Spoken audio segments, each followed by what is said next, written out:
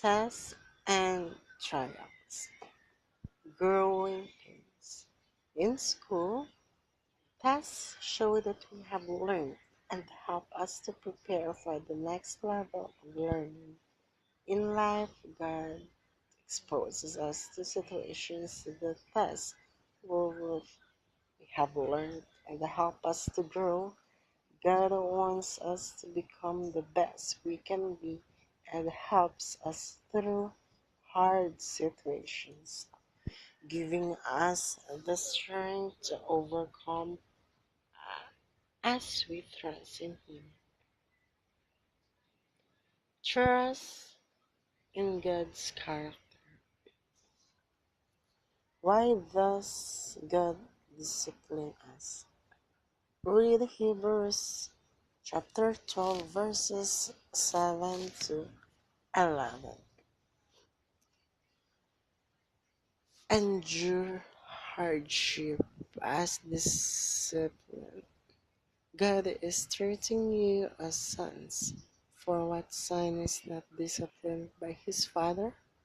If you are not disciplined and everyone undergoes discipline, then you are legitimate children and not true sons. Moreover, we have all had human fathers who disciplined us, and we respected them for it.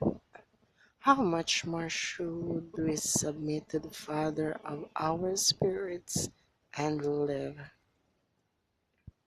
Our fathers disciplined us for a little while as they thought best, but God disciplines us for our good that we may share in His holiness.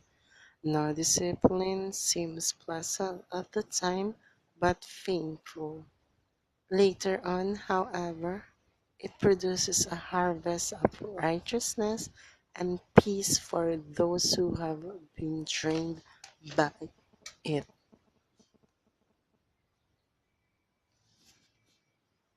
Why does God cut and prune? Read John 15 verses 1 to 8. I am the true vine, and my Father is the gardener. He cuts off every branch in me that bears no fruit, while every branch that does bear fruit, He prunes so that it will be even more fruitful. You are already clean because of the word I have spoken to you. Remain in me, and I will remain in you. No branch can bear fruit by itself, it must remain in the vine. Neither can you bear fruit unless you remain in me. I am the vine, you are the branches. If a man remains in me and I in him, he will bear much fruit. Apart from me, you can do nothing. If anyone does not remain in me, he is like a branch that is thrown away and withers. Such branches are picked from, thrown into the fire, and burned. If you remain in me, and my words remain in you, ask whatever you wish, and it will be given you. This is to my Father's glory, that you bear much fruit, showing yourselves to be my disciples. And why can we trust God in difficult times? Read 1 Corinthians chapter 10 verse 13. No temptation has seized you except what is common to man. And God is faithful. He will not let you be tempted beyond what you can bear. But when you are tempted, He will also provide a way out so that you can stand up under it. Focus on Jesus. What did Jesus endure and why? What should we do in difficult times? Read Hebrews chapter 12 verses 1 to 2.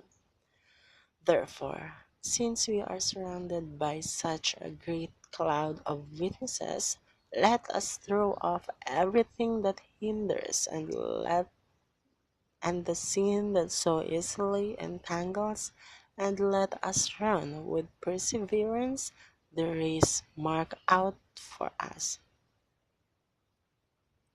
Let us fix our eyes on Jesus, the author and perfecter of our faith, who for the joy set before him endured the cross, scorning its shame, and sat down at the right hand of the throne of God. What can we learn from Jesus' example of overcoming testing? Read Matthew chapter 4 verses 1 to 10. Then Jesus was led by the Spirit into the desert to be tempted by the evil. After fasting 40 days and 40 nights, he was hungry. The tempter came to him and said, "If you are the Son of God, tell these stones to become bread." Jesus answered, "It is written, man does not live on bread alone, but on every word that comes from the mouth of God." Then the devil took him to the holy city and had him stand on the highest point of the temple. "If you are the Son of God," he said, "throw yourself down, for it is written, he will command his angels concerning you, and they will lift you up in their hands, so that you will not strike your foot against a stone." Jesus answered him, "It is also written, do not put the Lord your God to the test." Again, the devil took him to a very high mountain and showed him all the kingdoms of the world and their splendor. "All this I will give you," he said, "if you will bow down and worship me." Jesus said to him, "Away from me, Satan, for it is written, worship the Lord your God and serve him only." So what are the results of testing? Read James chapter 1 verses 2 to 4.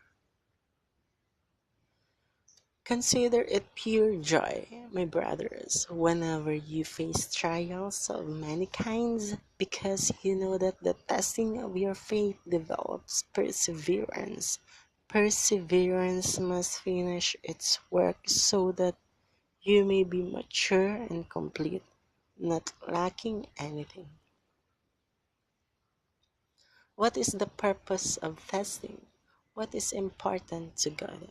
Read First Peter chapter 1 verse 7. "These have come so that your faith, of greater worth than gold, which perishes even though refined by fire, may be proved genuine and may result in praise, glory, and honor when Jesus Christ is revealed." What can we look forward to? Read Second Corinthians chapter 4 verses 16 to 18. "Therefore we do not lose heart.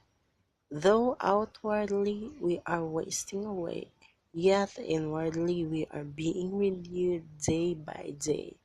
For our light and momentary troubles are achieving for us an eternal glory that far outweighs them all.